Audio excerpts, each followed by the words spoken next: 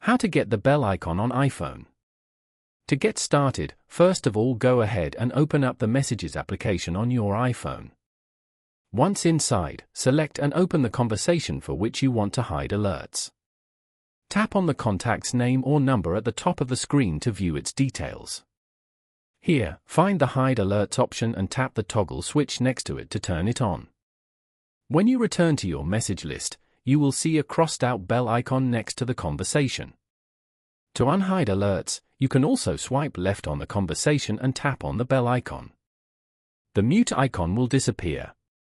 Again, to hide, swipe left on the conversation and tap on the bell icon. The mute icon will appear again, confirming that alerts are hidden. Following these steps, you can easily get the bell icon on an iPhone. Thank you for watching. Please leave a like if this tutorial helped you, or leave a comment below if you have any questions related to the video.